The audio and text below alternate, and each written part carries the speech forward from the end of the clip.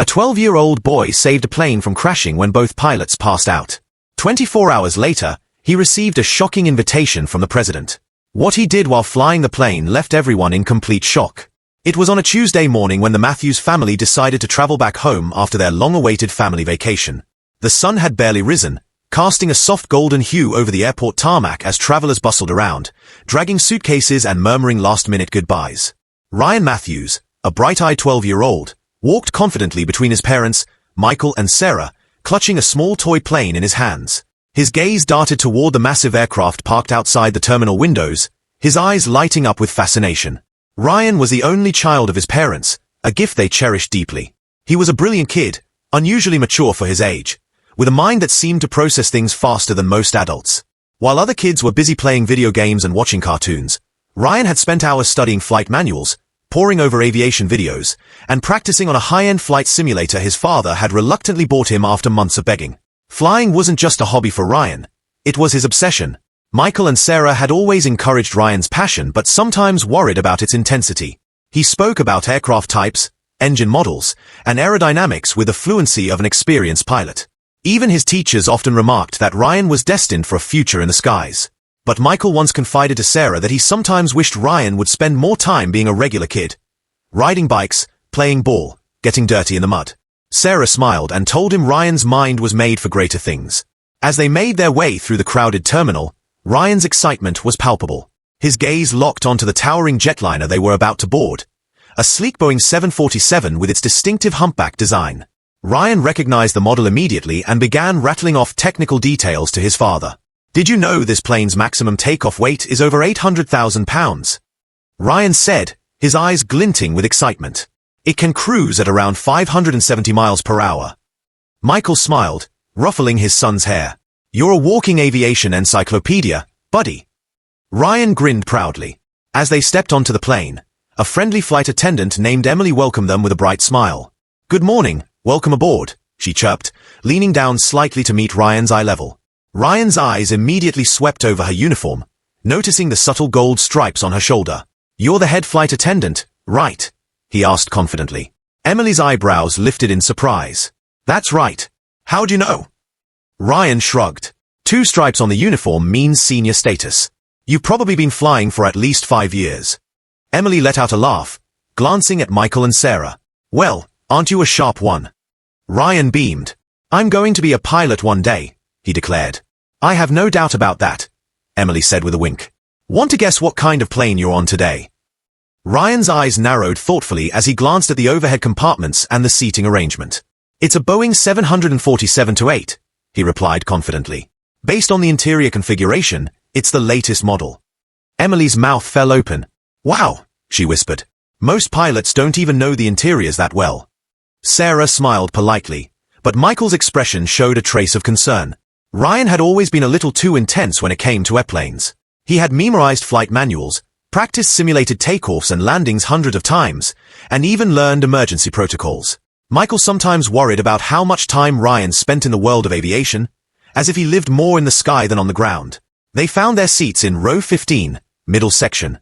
Ryan sat between his parents, still clutching his toy plane. His eyes scanned the cabin, absorbing every detail, the angle of the wing flaps, the sound of the engines spooling up, and the precise order in which the flight attendants conducted their safety checks.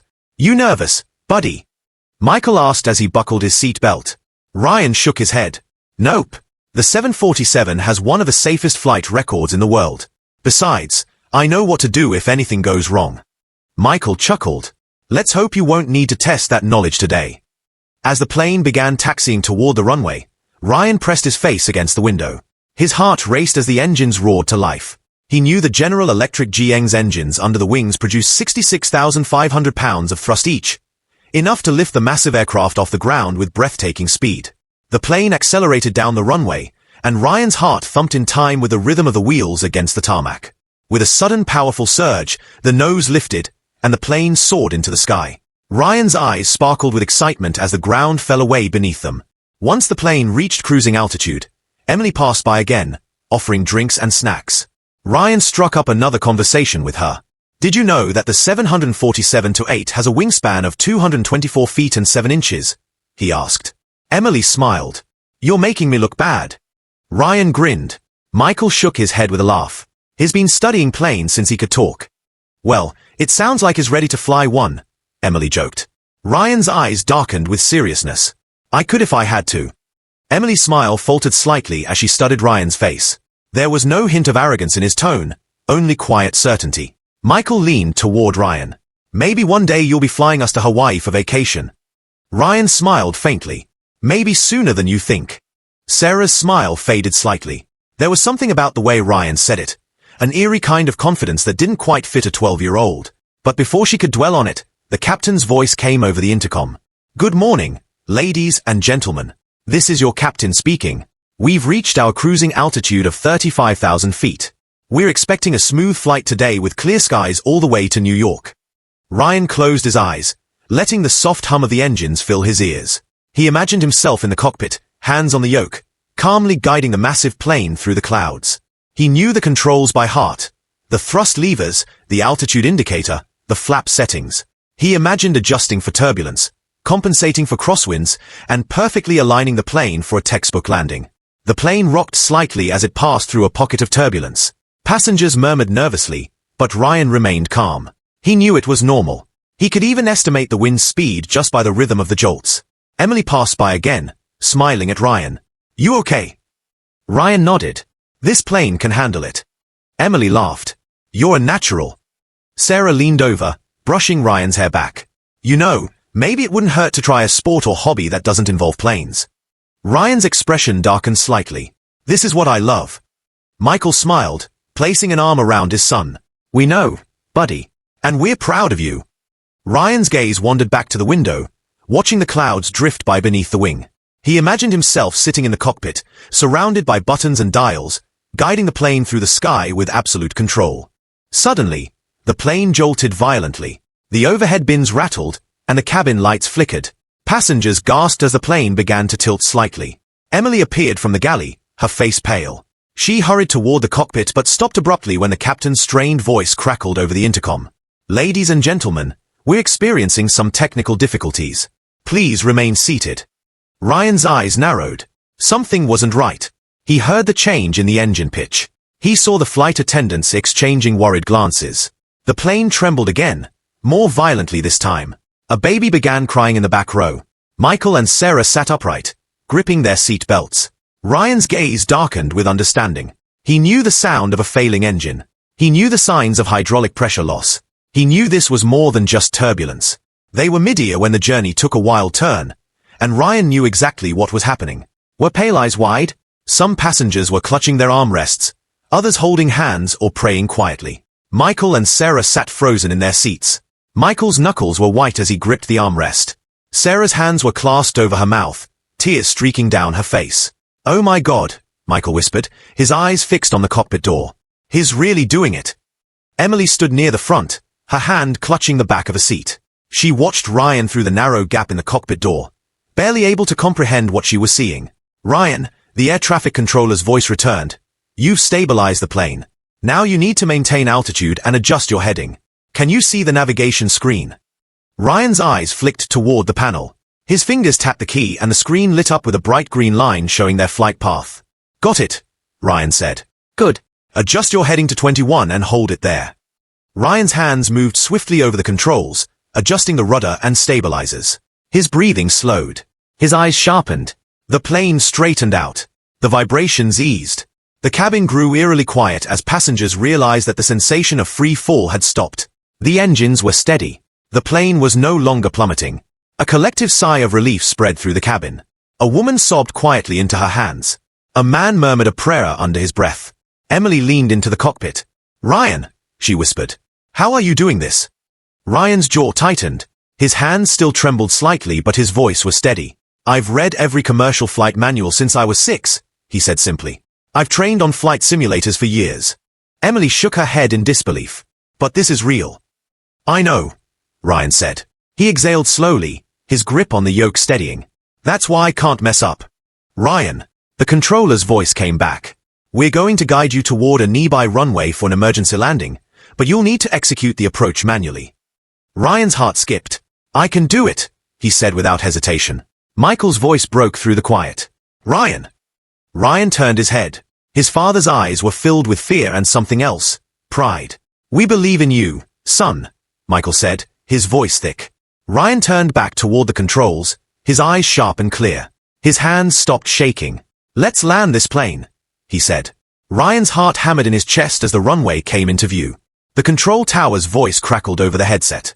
"Flight 237, you're on final approach. Winds at 12 knots.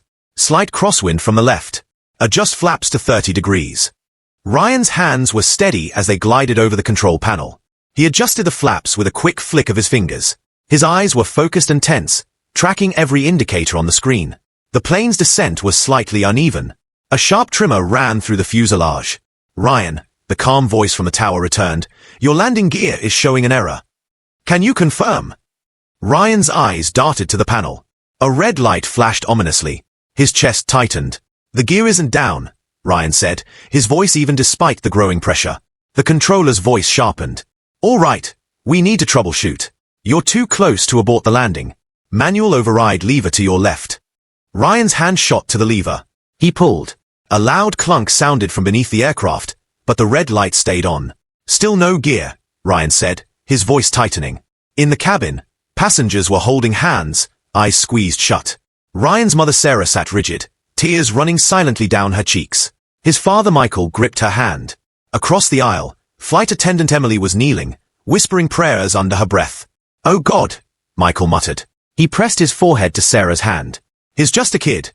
Emily leaned toward them, her eyes glassy but full of quiet strength. She squeezed Michael's arm. "He's not just a kid," she said softly. "He's your son. He can do this." Ryan's jaw tightened. His grip on the yoke was firm. His breath slowed. "Ryan," the controller's voice returned, "you're at 500 feet if the gear's not down. You'll have to do a belly landing." "I've got this," Ryan said, his voice sharp. 300 feet the runway rushed toward them, stretching wide beneath the nose of the aircraft. Ryan's eyes flicked toward the malfunctioning gear light. His mind raced. 200 feet Ryan's breath slowed. He adjusted the pitch slightly, feeling the resistance in the yoke. His hands trembled, but he forced himself to stay calm. 100 feet Ryan pulled back slightly on the yoke, his muscles straining. He reached over with his left hand and adjusted the trim. The plane steadied. 50 feet Ryan exhaled and whispered, "Come on." The wheels touched down with a bone-rattling bounce. The fuselage groaned as the plane rocked violently from side to side. Ryan's knuckles whitened as he fought the yoke, steadying the nose.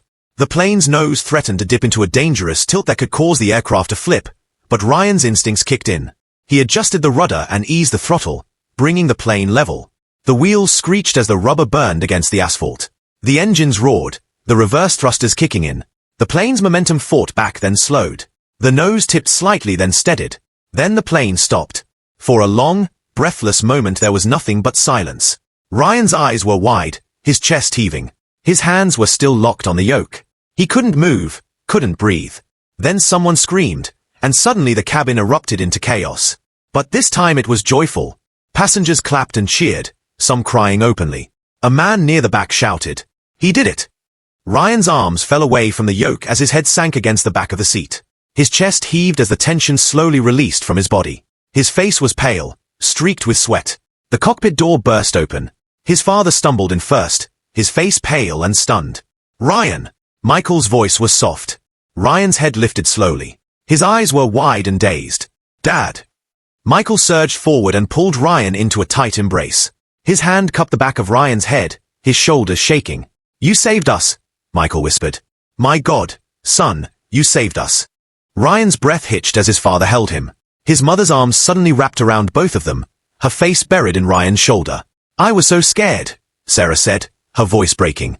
"Ryan, I thought. Ryan's breath steadied as he whispered, "I had to." Emily appeared at the door, tears in her eyes. "Ryan," she said softly, "the tower wants to speak to you." Ryan gently pulled away from his parents and touched the headset. "This is Ryan," he said. "Ryan," the voice from the tower replied, full of relief and admiration. "Welcome back to solid ground." Captain Ryan's mouth curled into a tired smile. He rubbed a hand over his eyes. "Did I pass?" The controller laughed. "Kid, you just made history." As Ryan stood shakily from the pilot's seat, Emily handed him a bottle of water. "Ryan," she said, her eyes shining, "you're incredible." Ryan shrugged. I've read a lot of flight manuals. Emily smiled. I think it's time you start writing them. Emergency vehicles surrounded the aircraft, flashing red and blue lights cutting through the cabin windows. Rescue personnel began moving through the aisles, checking on passengers.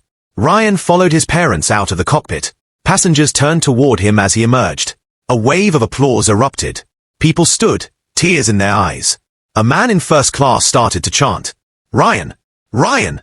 Ryan!" Ryan's face flushed. He ducked his head, but his father's hand on his shoulder steadied him. Michael leaned down and said, "Take it in, son. You earned it." Ryan looked around at the cheering passengers, the grateful faces, and the hands reaching toward him in thanks. His lips curved into a soft smile. "I guess I did," he whispered.